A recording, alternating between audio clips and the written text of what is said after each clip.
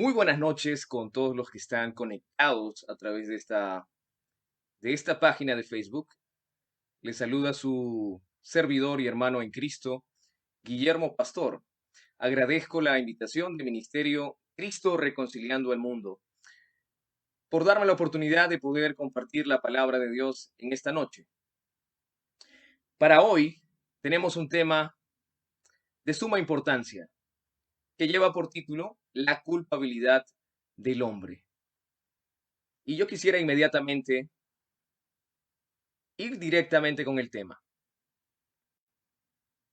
La culpabilidad del hombre. En esta noche quisiera leer algunos versículos que se encuentran en las Escrituras, en el libro de Romanos, capítulo 1, versículos 18 al 32. Y dice de la siguiente manera, porque la ira de Dios se revela desde el cielo contra toda impiedad e injusticia de los hombres que detienen con injusticia la verdad.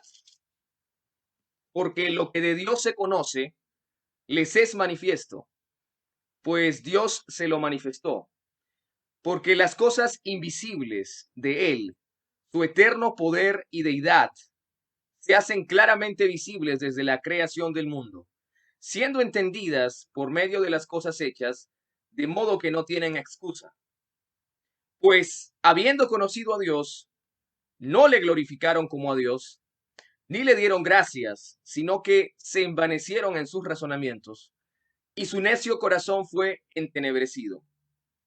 Profesando ser sabios, se hicieron necios y cambiaron la gloria del Dios incorruptible en semejanza de imagen de hombre corruptible, de aves, de cuadrúpedos y de reptiles. Por lo cual Dios también los entregó a la inmundicia en las concupiscencias de sus corazones, de modo que deshonraron entre sí sus propios cuerpos, ya que cambiaron la verdad de Dios por la mentira, honrando y dando culto a las criaturas antes que al Creador, el cual es bendito por los siglos. Amén. Por esto Dios los entregó a pasiones vergonzosas, pues aún sus mujeres cambiaron el uso natural por el que es contra naturaleza. Y de igual modo también los hombres, dejando el uso natural de la mujer, se encendieron en su lascivia unos con otros, cometiendo hechos vergonzosos, hombres con hombres, y recibiendo en sí mismos la retribución debida a su extravío. Y como ellos no aprobaron tener en cuenta a Dios, Dios los entregó a una mente reprobada para hacer cosas que no convienen, estando atestados de toda injusticia, fornicación, perversidad, avaricia, maldad, llenos de envidia, homicidios, contiendas, engaños y malignidades, murmuradores, detractores, aborrecedores de Dios, injuriosos, soberbios, altivos, inventores de males, desobedientes a los padres, necios, desleales, sin afecto natural, implacables, sin misericordia, quienes habiendo entendido el juicio de Dios, que los que practican tales cosas son dignos de muerte, no solo las hacen, sino que también se complacen con los que las practican. Esta es una radiografía que Pablo hace acerca de, del ser humano. Es un diagnóstico, es una descripción detallada del hombre, su conciencia, su pensamiento y su conducta delante de Dios. Y aunque esta descripción y este diagnóstico se refiere a un diagnóstico hecho hace más ya de 2000 años o alrededor de 2000 años, sigue siendo todavía un diagnóstico que describe nuestro mundo de hoy, nuestra sociedad actual y nos describe a nosotros como seres humanos. Y en esta noche, hablando de la culpabilidad del hombre, yo quiero referirme a tres acusaciones irrefutables que encontramos en estos pasajes. Tres acusaciones irrefutables.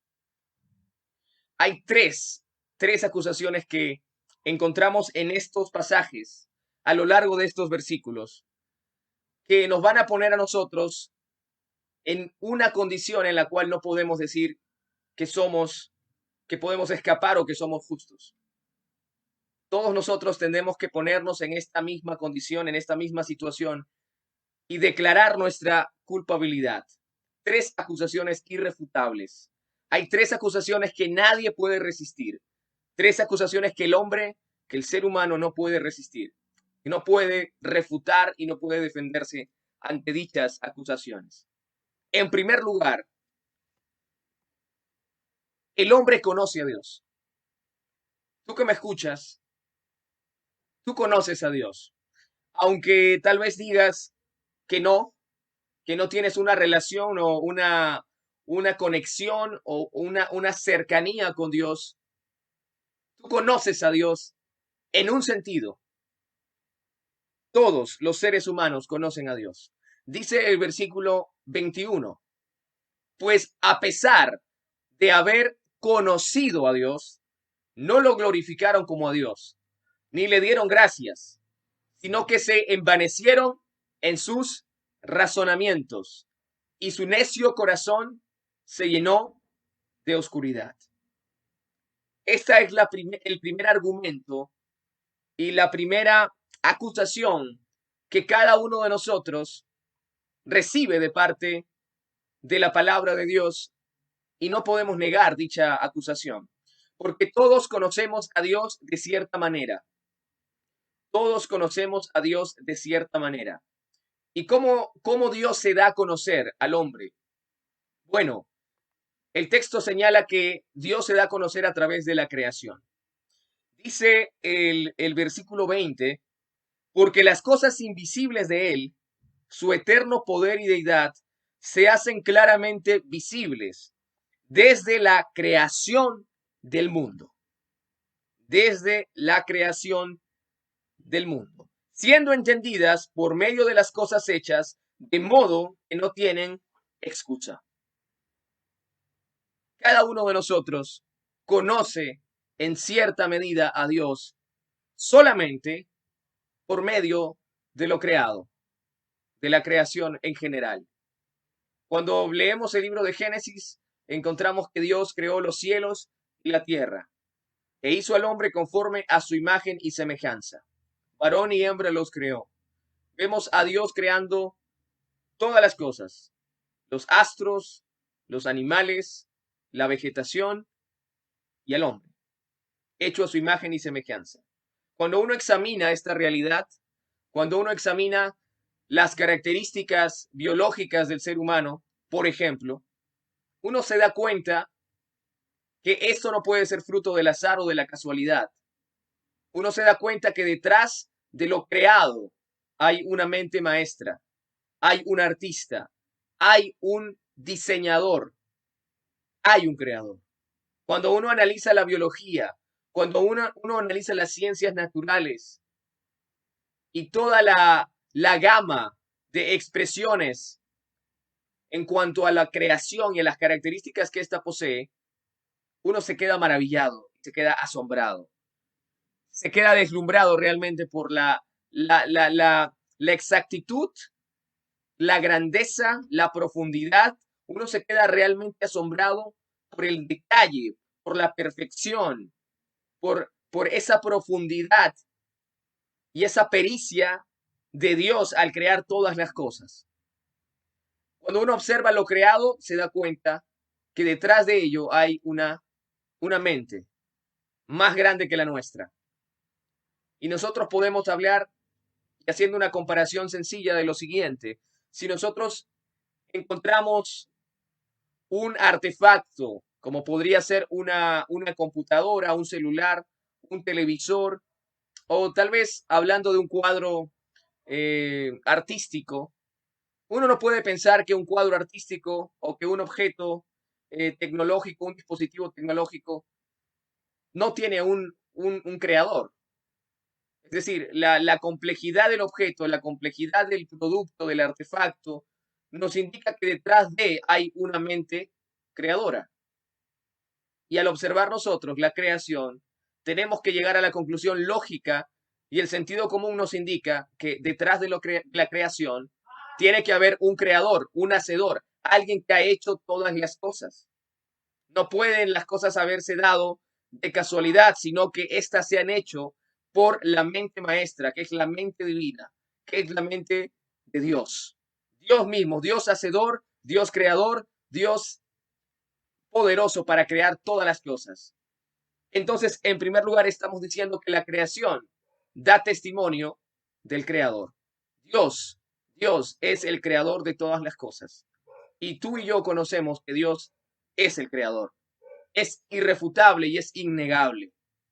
No podemos concebir lo creado como consecuencia del azar o de la casualidad, sino de una mente creativa, de un creador. Pero en segundo lugar, también conocemos a Dios no solamente por la creación, sino por la conciencia. Aquí el pasaje dice, se envanecieron en sus razonamientos y su necio corazón se llenó de oscuridad. Esto nos indica que el hombre a lo largo de la historia ha comprendido que Dios es, que Dios existe. Sin embargo, su conciencia, al darle testimonio de esto también, lo que ha hecho es envanecerse y buscar otras formas y otros caminos y ha inventado una serie de ideologías, de filosofías y de religiones para poder interpretar y definir a Dios. Sin embargo, su conciencia, en la cual está establecida y está sellada la ley de Dios, porque esto es lo que también el apóstol Pablo habla en el libro de Romanos, y aquí ligeramente se deja ver esta realidad de la conciencia, ya que si el hombre tiene la capacidad de razonar es porque dentro de él existe una noción significativa respecto de Dios. Y esta noción significativa nos lleva a la descripción de los mandamientos de Dios. Es decir, en la conciencia del hombre está sellada aquello que es bueno y aquello que es malo. Es decir, el hombre no puede negar lo que es bueno, no puede cambiar eso. Tiene que llegar a un estado de modificación, de perversidad y de maldad para poder corromper y llamar a lo que es malo bueno y a lo que es bueno malo. Pero el hombre sabe que es malo robar, que es malo mentir, que es malo adulterar, que es malo ser desobediente a los padres. El hombre sabe que es malo codiciar. El hombre sabe que es malo adorar todo aquello que no sea Dios. El hombre sabe esto. Esto está en su conciencia clarísimo. Hay una revelación en este sentido. Y es por eso que a través de la conciencia y de la realidad de lo que es bueno y de lo que es malo, el hombre conoce a Dios en cierto sentido. A lo largo de la historia, cuando nos remontamos miles de años atrás antes de Cristo, hay un documento muy famoso llamado el Código de Hammurabi. Y este código era una serie de leyes, de legislación muy antigua, eh, incluso más antigua que la Torá, que la ley de Dios, la ley de Moisés, la ley dada a Moisés. Y en este código se registran ciertos mandamientos, ciertas ordenanzas, que luego cuando uno las compara con la ley de Dios, se da cuenta que hay mucha semejanza. ¿Y cómo es posible que antes de la ley de Dios, conocida, escrita, hayan existido leyes muy similares? Esto nos indica que en la conciencia del hombre ya existía esta noción de lo que es bueno y de lo que es malo. Por lo tanto, en primer lugar, la primera acusación en contra de cada uno de nosotros es que conocemos a Dios. No podemos negar esto. Conoces a Dios por medio de la creación, por medio de tu conciencia. Aquellos que niegan la existencia y la realidad de Dios realmente como los expertos en filosofía y en pensamiento lo llaman, esto es una hipocresía intelectual. No se puede negar la existencia de Dios. Es irrefutable. Hay argumentos tan claros para demostrar la existencia y la necesidad de la existencia de Dios, además. En estos textos leídos al principio encontramos estos dos elementos, la creación y la conciencia. Dan testimonio del Creador. Dios es, Dios existe. Dios no es invención del hombre. No, es una realidad, es una revelación al hombre. Dios se ha revelado al hombre por medio de la creación y de su conciencia. El texto señala una vez más, pues a pesar de haber conocido a Dios, no lo glorificaron como a Dios, ni le dieron gracias, sino que se envanecieron en sus razonamientos y su necio corazón se llenó de oscuridad. Y esta es la primera acusación y nosotros tenemos que reconocer esto. Tenemos una noción de Dios, pero no lo glorificamos, no le damos gracias, sino que nos envanecemos e ideamos una serie de formas de ver y de concebir a Dios, fuera de lo que Él ya nos ha mostrado a través de su creación y nuestra propia conciencia. Y nuestro corazón está en oscuridad. A pesar de que está en oscuridad, no nos exime del hecho de que tenemos conciencia de que Dios es, de que Dios existe, de que Dios es creador. La creación nos habla todos los días. Cuando tú te levantas en la mañana y ves el cielo inmenso que tienes arriba, Dios te está hablando y te está diciendo, yo soy, yo existo. Cuando ves tu propia anatomía, ves la creación en general, como he dicho hace un instante, tienes esa noción clara de que Dios es. No podemos negar esto. Esta es la primera acusación irrefutable hacia el hombre. Sabe, conoce que Dios es, que Dios existe. En segundo lugar, segunda acusación en contra del hombre. Conoce la verdad de Dios. Así es. Podríamos pensar que no, pero el hombre conoce la verdad de Dios y esta segunda acusación está ligada a la primera.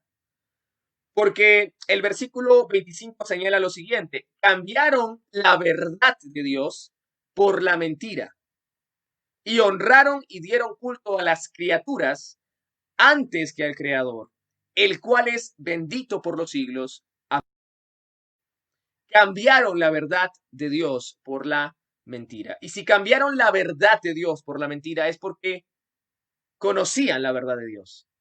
El hombre conoce la verdad de Dios, solamente que la cambia por aquello que no es cierto, aquello que no es verdad, por la mentira. Esta es una declaración tremenda que encontramos en el versículo 25 porque es una realidad. Las personas día a día viven negando la realidad de Dios, la verdad de Dios. ¿Y a qué nos referimos con la verdad de Dios? Bueno, en el versículo 20 nos habla y nos muestra el apóstol Pablo que Dios es poderoso, que Dios es poderoso.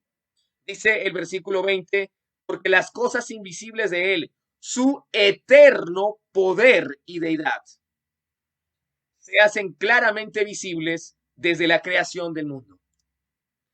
La creación nos muestra que Dios es poderoso, que Dios es omnipotente, que Dios es todopoderoso y suficiente en sí mismo, autosuficiente.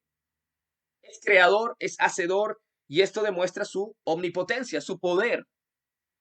Y esta es la verdad de Dios. Pero hay gente que lamentablemente no reconoce el poder de Dios. Porque si Dios es creador, por tanto poderoso, Dios tiene todo el derecho sobre nosotros. Dios tiene derecho absoluto sobre nuestras vidas. Si alguien dice, bueno, yo soy dueño de mi propia vida, de mi propio tiempo, de mi propio dinero, de mi propia familia, yo soy el que soy, en lugar de Dios, en lugar de reconocer que Dios es el que es, uno hace esa declaración de esta manera, pues está negando el poder de Dios. Es decir, está actuando de una forma en la que no demuestra que reconoce el poder que Dios tiene sobre su vida. Porque Dios, cuando hablamos de poder, también hablamos de autoridad de Dios. Y el mundo niega La gente niega, el ciudadano común promedio niega. Tal vez tú que me estás escuchando niegas el poder de Dios. No necesariamente diciendo niego el poder de Dios, sino por tu estilo de vida. Porque si te dices cuenta que Dios es tu creador, que es poderoso, tendrías que caminar y vivir todos los días con un amor y una reverencia y un respeto y una lealtad a aquel que te ha creado. Pero si uno no hace esto es porque no reconoce el poder de Dios. La creación nos muestra que Dios es poderoso. Y esta es una verdad divina. En segundo lugar, el versículo 23 nos muestra que Dios es santo. Dice el texto, y cambiaron la gloria del Dios incorruptible en semejanza de imagen de hombre corruptible, de aves, de cuadrúpedos y de reptiles. Estamos hablando de un Dios que es incorruptible. Dios es perfecto en justicia. Dios es perfecto en santidad. Dios es perfecto en bondad, perfecto en amor, en todos sus atributos y en todas las cualidades y características que Dios posee. Él es perfecto. Y esto es también conocido por ser humano, por ti. Tú sabes que Dios es así. Tu conciencia te lo indica, la creación te dice esto, que Dios es santo. La santidad podemos definirla de la siguiente manera, es la perfección moral. Es decir, Dios no tiene ningún fallo, Dios no tiene ningún error, ni pecado ni oscuridad en el ser divino. Dios es luz, perfecto, bueno, santo, indescriptible. Si hay una característica que resalta en Dios es la santidad. Vemos que la creación, los seres que están cerca a Dios, esto es querubines, serafines, ángeles y seres creados que habitan con Dios, declaran y dicen día y noche, todo el tiempo, si podemos medir el tiempo para Dios, pero para nosotros serían las 24 horas, sin parar y sin cesar, dicen, santo, santo, santo, es nuestro Dios todopoderoso, el que era, el que es y el que ha de venir. Él es santo, perfectamente moral. No hay error, no hay oscuridad, no hay pecado en él. Tú conoces esto.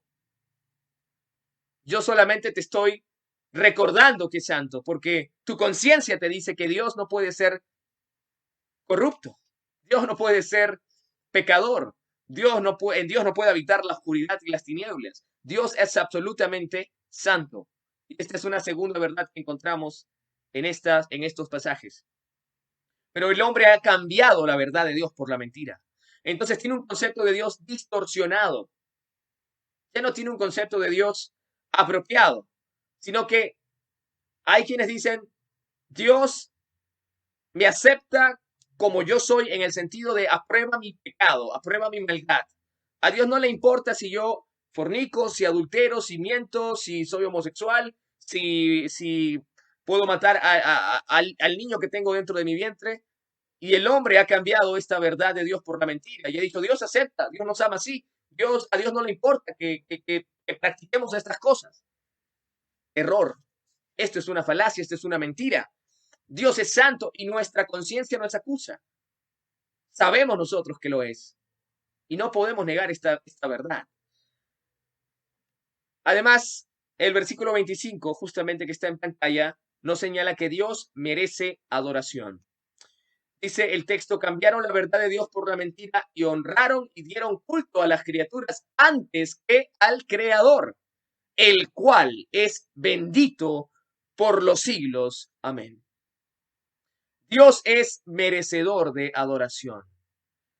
Y en tu corazón y en tu conciencia y en tu mente, esto te resulta un pensamiento lógico. Por supuesto que lo primero que nosotros comprendemos y digamos, llegamos a concluir al escuchar esta declaración es decir un sí, por supuesto que sí. Dios merece adoración.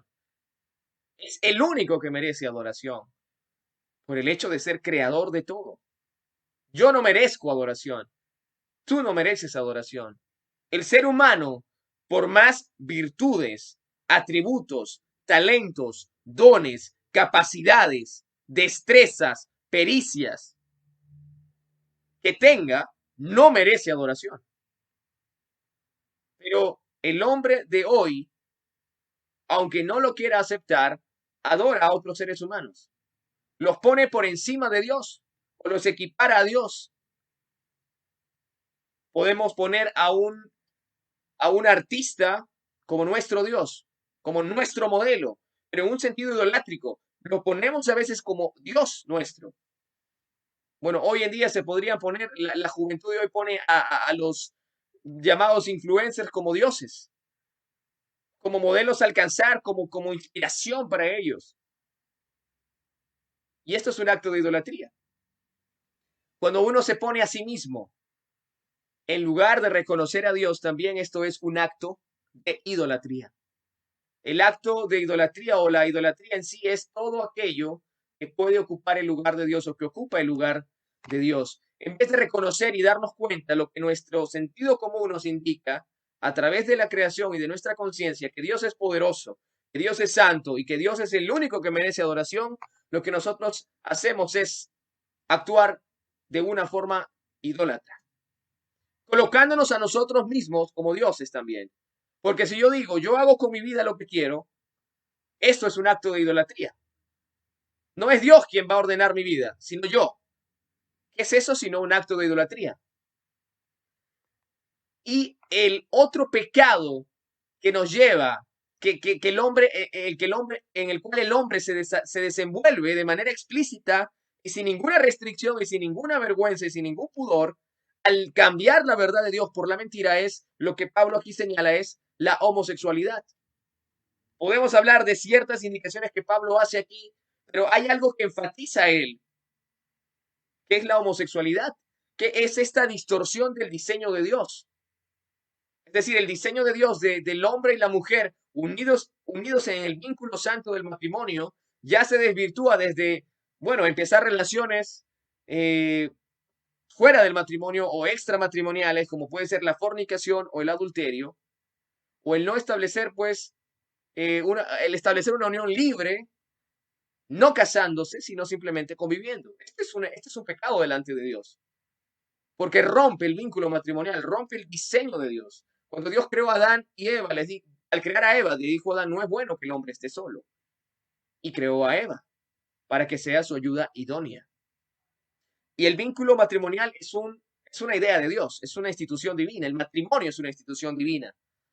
Pero el hombre lo que ha hecho y lo que hace en la actualidad y a lo largo de la historia, cuando se aleja de la verdad de Dios, es simplemente despotricar el matrimonio, reducir el matrimonio a un contrato o caricaturizar el matrimonio, reírse del matrimonio.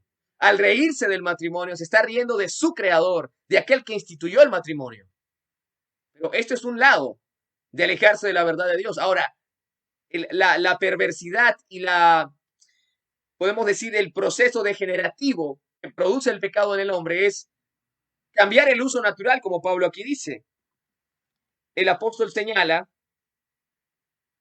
por esto Dios los entregó a pasiones vergonzosas, pues aún sus mujeres cambiaron el uso natural por el que es contra naturaleza.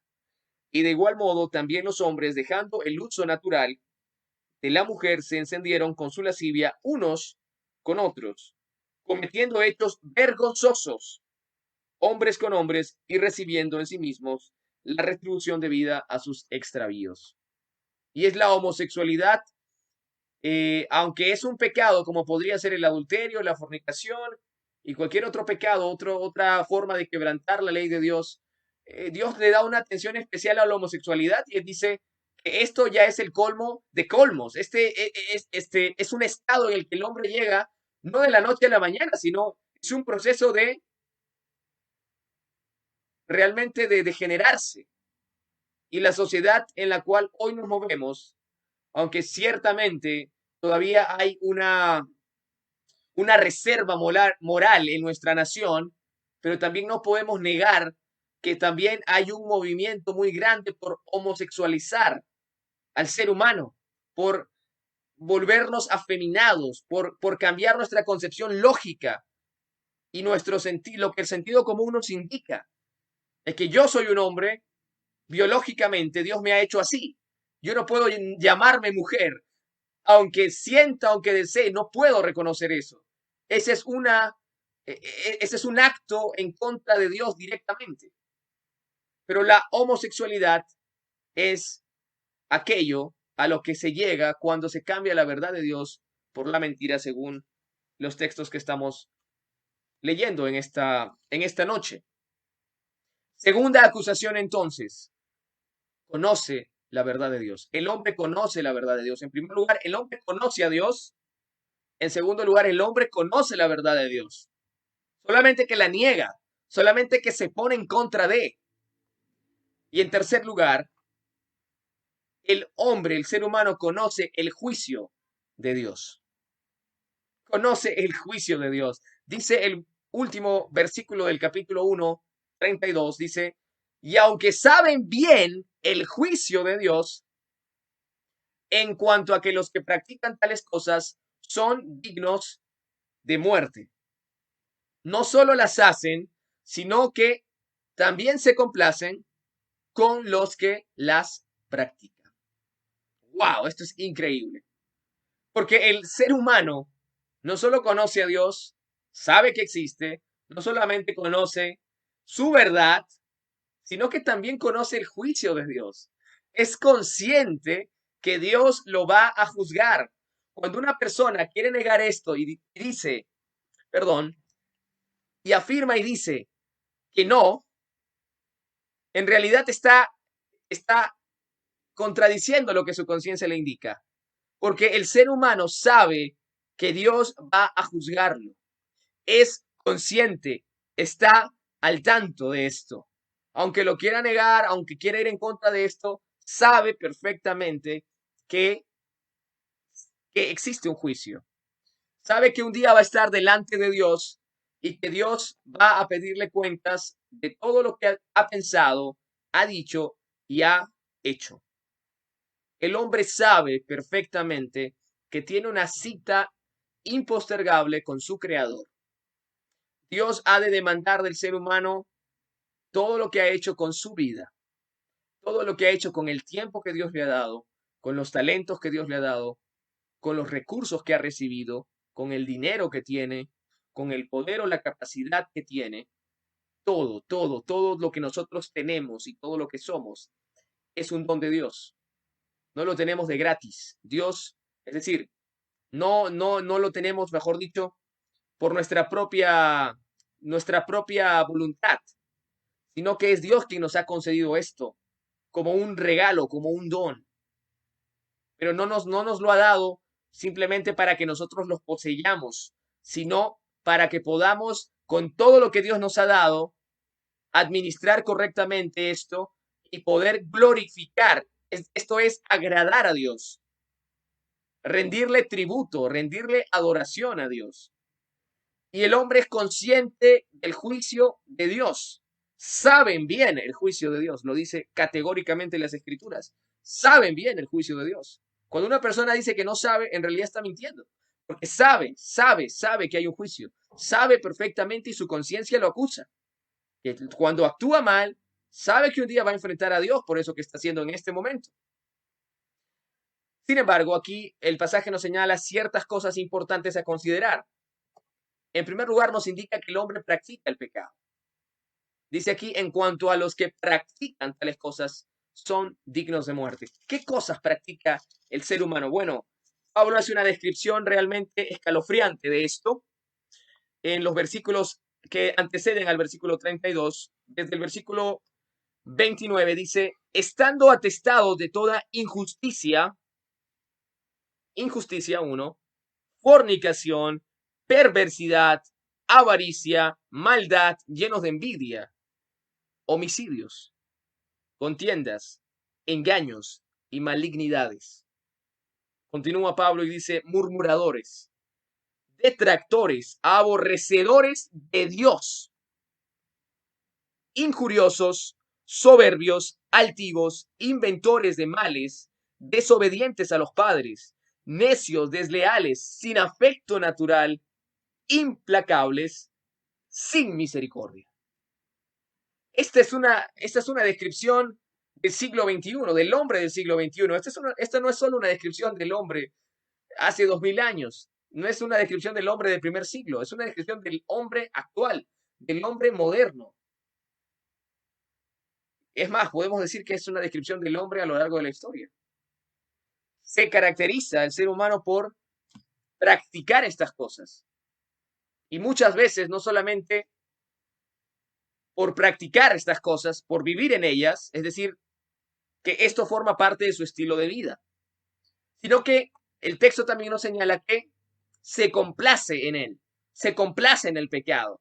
Aquí dice que no solamente practican, no solo lo hacen, sino que también se complacen con los que las practican. Y esto es un estado lamentable. Este es un estado lamentable. Y nosotros tenemos que despertar y ser conscientes que no está hablando de otros hombres, está hablando de nosotros. Están hablando de nosotros. No están hablando de aquel que es peor que yo, de aquel que sí es pecador, de aquel que sí hace lo malo. No, porque cuando tú examinas tu propio corazón, te das cuenta que hay una oscuridad que no puede ser disipada, que no puede terminar, sino solamente a través del poder de Dios. Porque en nosotros mismos es imposible acabar con esta oscuridad que hay en nosotros. Y el ser humano practica el pecado, se complace en él y por tanto es digno de muerte. Y quisiera yo volver al primer texto que leí al inicio, que es el versículo 18, que dice, porque la ira de Dios se revela desde el cielo contra toda impiedad e injusticia de los hombres que detienen con injusticia la verdad. La ira de Dios. He presentado en esta noche 3 acusaciones. Y estas 3 acusaciones hacen que la ira de Dios realmente se exprese y se manifieste. Y la ira de Dios no es otra cosa sino esta expresión emocional en Dios por causa del pecado, este disgusto de Dios por causa del pecado. No es una ira descontrolada o caprichosa, no, es una molestia y es un disgusto que Dios siente, que Dios manifiesta y que Dios expresa por causa de la maldad del ser humano, es decir, por causa de nuestro pecado. Y es la ira de Dios que va a expresarse en el tiempo presente como consecuencia de nuestro pecado. Por ejemplo, encontramos aquí en el versículo 27, dice, recibiendo en sí mismos la retribución debida a su extravío. Es decir, que el pecado, cuando uno vive en pecado, Dios nos va a dar una retribución, es decir, hay una consecuencia natural de siembra y de cosecha. Si yo actúo con maldad, si yo cometo actos de pecado, actos criminales contra la ley de Dios, contra el prójimo, voy a tener una consecuencia y esa es la manifestación del juicio de Dios, de la ira de Dios. También el texto aquí señala que Dios los entregó a la inmundicia y esta es otra forma de cómo la ira de Dios se manifiesta. Porque si el ser humano no quiere hacer la voluntad de Dios, entonces Dios lo entrega a sus pensamientos equivocados y los deja pues corromperse más y más, más y más. Esta es parte del juicio de Dios. Hay quienes piensan, bueno, yo ahora hago lo que quiero, no saben que están experimentando en carne propia el juicio de Dios, porque ese desdén de querer hacer lo que uno quiere es una manifestación del juicio de Dios. Y podemos decir finalmente, para terminar, que estas 3 acusaciones, como dije al inicio, son irrefutables. En primer lugar, señalé, el hombre conoce a Dios. El hombre sabe quién es Dios. No puede negar esto. Él sabe quién es Dios. Es consciente de quién es Dios. Sabe que Dios existe. Tú sabes que Dios es creador. Y en segundo lugar, segunda acusación es que conoces la verdad de Dios. No te es ajena. La creación habla y te dice que Dios es poderoso, que Dios es santo y que Dios tiene derecho sobre tu vida. Dios existe, pero también sabes que Dios tiene una verdad, pero nosotros hemos cambiado la verdad de Dios por la mentira. Y tercera acusación, el hombre conoce el juicio de Dios. Quiero terminar preguntándote lo siguiente. ¿Estás preparado para enfrentar el juicio de Dios? Esto es muy serio porque nosotros de aquí a 100 años no vamos a estar presentes, no vamos a vivir ya, no vamos a caminar, no vamos a hacer lo que hacemos actualmente. De acá a 100 años vamos a estar bajo tierra. Nuestro cuerpo biológicamente, pero estaremos también delante de Dios. Es decir, hay un día en el cual vamos a estar delante de Dios, de pie. La Escritura dice que las naciones van a estar de pie ante Dios y nadie va a poder esconderse, nadie va a poder ocultarse, nadie puede cambiar este día y esta fecha. Todos van a estar delante de Dios. Y yo quiero preguntarte, ¿estás preparado? ¿Estás realmente preparado para enfrentar el juicio de Dios? ¿Es en serio? ¿Puedes decir yo estoy preparado para enfrentar el juicio de Dios? Porque si estas tres acusaciones son una realidad en tu vida, porque lo son, entonces no estás preparado para enfrentar el juicio de Dios. Sin embargo, quiero terminar presentándote una esperanza para ti. Una esperanza, y esta esperanza es Jesucristo. Refúgiate, refúgiate en Jesucristo. Porque este mismo libro del que estamos hablando, de la Biblia, en Romanos, señala lo siguiente, y quiero terminar con esto.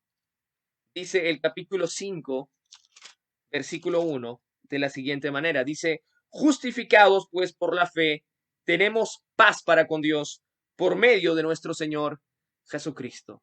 Y yo quiero decirte que si hoy tú reconoces tu pecado, reconoces que estás lejos de Dios, reconoces que has vivido todo este tiempo alejado de Dios, tienes una esperanza, hay una esperanza para ti y esta esperanza sola y únicamente está en Jesucristo. Jesucristo es el camino, la verdad y la vida. Jesucristo es el único mediador entre Dios y los hombres. No hay otro nombre bajo el cielo dado a los hombres en el cual podemos ser salvos. Solamente en el nombre de Jesucristo. Y si tú hoy, confiesas tus pecados, te vuelves de vivir una vida en murmuración, en robo, en adulterio, en fornicación, en homosexualidad, en maldad, en desobediencia, en rebeldía, vuelves de ese estado a Dios por medio de Jesucristo, hoy tú puedes ser perdonado y estar absolutamente preparado para estar delante de Dios, porque ya no será tu justicia ni tu propia moralidad la que te va a sostener, sino la justicia de Jesucristo. Justificados pues por la fe, tenemos paz para con Dios, ya no enemistad, por medio de nuestro Señor Jesucristo. Porque Jesucristo murió por nuestros pecados. Él sufrió por nuestros pecados, llevó nuestros pecados en la cruz del Calvario. Él dio su vida. Dice, el justo por los injustos para llevarnos a Dios. No tienes que hacerlo tú, no tienes que pagar tú por tus pecados, sino que Jesucristo ya pagó por tu deuda. Tu deuda está saldada, tu deuda está pagada. Pero es necesario que tú corras a ese refugio. Es como si estuviese lloviendo. Tienes que ir y cubrirte bajo un techo para poder, digamos, no mojarte. De igual forma, para poder ser libre del juicio justo de Dios, tienes que refugiarte y hallar ese dulce refugio que se encuentra en Jesucristo. Así que, ¿qué decisión vas a tomar al respecto? Si no estás preparado, hoy lo puedes estar si entregas tu vida, tu corazón, completamente a Jesucristo. No hay otro camino, no hay otra forma, no hay otra salida, no hay otra solución, sino a través del Cordero de Dios que quita el pecado del mundo, el Salvador del mundo, Jesucristo. Espero que este mensaje haya sido de bendición para tu vida. Muchas gracias a todos los que han estado atentos, a todos los que se han podido conectar. Que Dios los bendiga. Se despide su hermano y servidor y amigo en Cristo Jesús, Guillermo Pastor. Que Dios te bendiga. Hemos tratado en esta noche el tema la culpabilidad del hombre. Así que puedes dejar de estar en esta categoría de culpabilidad si te refugias únicamente en el Salvador, en el Señor, en el Rey de Reyes y Señor de Señores, Jesucristo.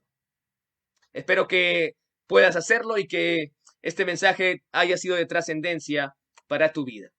Me despido. Que Dios te bendiga. Hasta una próxima oportunidad.